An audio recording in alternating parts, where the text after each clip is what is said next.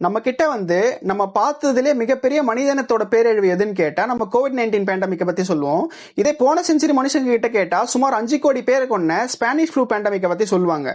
ஆனா இந்த உலகத்திலேயே மிகப்பெரிய மனித பேரழிவு நடந்ததுன்னு உலகத்தோட மிக இருண்ட காலம் அப்படின்னு ஆராய்ச்சியாளர்கள் எந்த காலத்தை சொல்றாங்க அப்படின்னு பாத்தீங்கன்னா 536 AD. அப்படி அந்த 536 AD என்ன நடந்தது? உலகத்தோட மிக இருண்ட காலமா ஏன் ஆராய்ச்சியாளர்கள் அந்த காலத்தை சொல்றாங்க? அதை பத்தி தான் இந்த வீடியோல நம்ம பார்க்க போறோம். Welcome to this video. நான் உங்கள் மோகன்.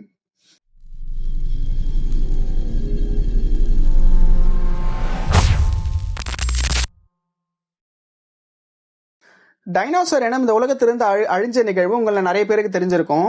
சுமார் ஒரு 6.5 கோடி வருஷத்துக்கு முன்னாடி ஒரு 10 இருந்து 15 கிலோமீட்டர் அளவு விட்டமுள்ள ஒரு மிகப்பெரிய விண்கல் மிக வேகமா பூமியை தாக்குது. இப்படி தாக்குனதுனால உருவான மிகப்பெரிய வெப்ப அலையினாலையும் அதை தொடர்ந்து உருவான மிகப்பெரிய அலைகள் கொண்ட சுனாமினாலையும் கடும் பூகம்பத்தினாலையும் பூமியில இருந்த சுமார் 75% உயிரினங்கள் அழிஞ்சு போச்சு.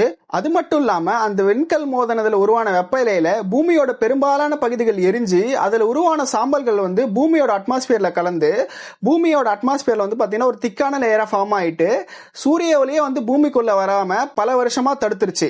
இதனால என்னாச்சு அப்படின்னு பாத்தீங்கன்னா பூமியோட டெம்பரேச்சர் கடுமையா குறைஞ்சு பூமியே பாத்தீங்கன்னா ஒரு கடும் குளிர் பிரதேசமா மாறிடுச்சு.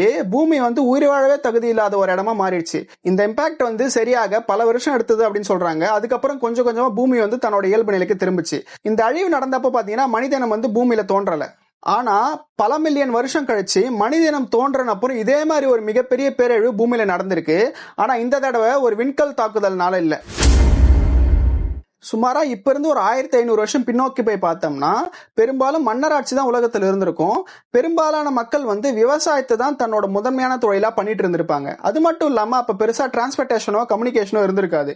அப்படி போயிட்டு இருக்கிறப்போ என்ன ஆகுதுன்னு பாத்தீங்கன்னா ஒரு நாள் நல்ல பகல் நேரத்துல திடீர்னு வானத்துல ஏதோ மழை மேகம் மாதிரி சூழுது. அது பாத்தீங்கன்னா உத்து பாக்குறப்போ அது ஒரு மழை மேகமா தெரியல. அடல் சாம்பல் நிறத்துல ஏதோ படிமானம் மாதிரி அட்மாஸ்பியர்ல ஃபார்ம் ஆகுது. அப்படி ஃபார்ம் ஆகுறது பாத்தீங்கன்னா சூரியனோட ஒளியை முழுவதுமா மறைச்சு சூரிய ஒளியை பூமிக்குள்ள வராத மாதிரி பண்ணிடுது. சரி, மக்கள் என்ன நினைக்கிறாங்க அப்படின்னு பாத்தீங்கன்னா அது இயல்பான நிகழ்வு அப்படின்னு நினைச்சு கடந்து போயிடுறாங்க. இது ஒரு நாள் ஆகுது, ஒரு மாசம் ஆகுது, 6 மாசம் ஆகியும் அந்த இருள் பூமியை விட்டு கலைஞ்சு போகல. மக்கள் ஒரு சிலர் சூரியன் தன்னோட ஒளியை இழந்துட்டதாகவும் பூமி அழிய போறதாகவும் நினைக்கிறாங்க. இப்படி சூரிய ஒளி பூமிக்கு வராததுனால என்ன ஆகுது அப்படின்னு பாத்தீங்கன்னா பூமியோட வெப்பம் கடுமையா குறைஞ்சு கோடை காலம் பாத்தீங்கன்னா கடும் குளிர்காலமா மாறுது. ஒரு சில இடத்துல பாத்தீங்கன்னா கோடை காலத்துல கடும் பனிப்பொழிவும் ஏற்படுது. அது மட்டும் இல்லாம மழைப்பொழிவும் வெகுவா குறைஞ்சி வறட்சி உருவாக ஆரம்பிக்குது. அதனால பயிரிடப்பட்ட பயிர்கள் எல்லாமே போதுமான தண்ணீர் இல்லாதனாலையும் சூரிய ஒளி இல்லாததுனாலையும் அழிஞ்சு போக ஆரம்பிக்குது. இந்த சூழ்நிலையில 6 மாசம் கடந்து போனதுனால மக்கள் கிட்ட இருப்பிருந்த உணவுப் பொருட்கள்லாம் தீர்ந்து போய் நிறைய மக்கள் கடும் பட்டினினாலையும் வறட்சினாலையும் கடும் குளிர்னாலையும் கொஞ்சம் கொஞ்சமா இறந்து போக ஆரம்பிக்கிறாங்க. ஒரு சில மக்கள் வேற வழியே இல்லாம காட்டு விலங்குகளை வேட்டையாடி உணவு சாப்பிட ஆரம்பிச்சாங்க. இந்த நிகழ்வு எதனால நடந்தது அப்படின்னு பிற்காலத்துல ஆராய்ச்சியாளர்கள் ஆராய்ச்சி பண்ணி பார்த்ததுல ஒரு மிகப்பெரிய எரிமலை வெடிப்புனாலதான் இந்த உலகம் முழுக்குமே இருள் சூழ்ந்தது அப்படின்னு சொல்றாங்க. எரிமலை வெடிப்புனா நம்ம நினைக்கிற மாதிரி சாதாரண வெடிப்பு கிடையாது. அதோட இம்பாக்ட் எந்த அளவுக்கு அப்படின்னு ஒப்பிடுறாங்க அப்படின்னு பாத்தீங்கன்னா 2ஆம் உலக போறப்போ ஜப்பானோட ஹிரோஷிமால போட்ட நியூக்ளியர் பாம்பை விட 2000 மடங்கு அதிகமான இம்பாக்ட் இந்த எரிமலை வெடிப்புனால உருவாயிருக்கும் அப்படின்னு சொல்றாங்க. அது மட்டும் இல்லாம இந்த எரிமலை வெடிப்புனால உருவான புகைகளும் சாம்பல்களும் பூமியை விட்டு 30 மைல் மேல தூக்கி அடிக்கப்பட்டிருக்கு.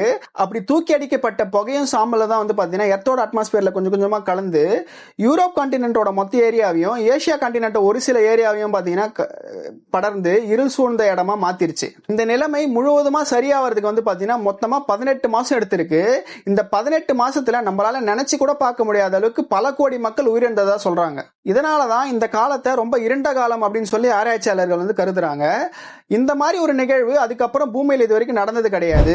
ஆனா நம்ம கண்ணுக்கு தெரியாத ஒரு மிகப்பெரிய நிகழ்வு பூமியில இப்ப நிகழ்ந்துட்டு இருக்கு. அது என்ன அப்படின்னு பாத்தீங்கன்னா குளோபல் வார்மிங். குளோபல் வார்மிங்க்கு பொல்யூஷன், வாகனங்கள் அப்படின்னு நிறைய காரணங்கள் சொல்லலாம். ஆனா மிக முக்கியமான ஒரு காரணம் என்ன அப்படின்னு பாத்தீங்கன்னா காடுகள் அழித்தலும் மரங்களை வெட்டுதலும் தான். இப்படி காடுகளையும் மரங்களையும் அழிக்கிறதுனால என்ன ஆகுது அப்படின்னு பாத்தீங்கன்னா கொஞ்சம் கொஞ்சமா பூமியோட டெம்பரேச்சர் ரைஸ் ஆகி உலகத்துல மழைப்பொழிவு ரொம்ப குறைஞ்சி வறட்சியும் பட்னியும் அதிகமா நிலவும் அப்படின்னு சொல்றாங்க. அது மட்டும் இல்லாம பனிப்பாறைகள் உருகி கடல் மட்டம் உயரும் அப்படின்னு சொல்றாங்க. ஸோ நம்மளால முடிஞ்ச அளவுக்கு மரம் நடுறதை அதிகப்படுத்தி மரம் வெட்டுறதை குறைக்கணும்.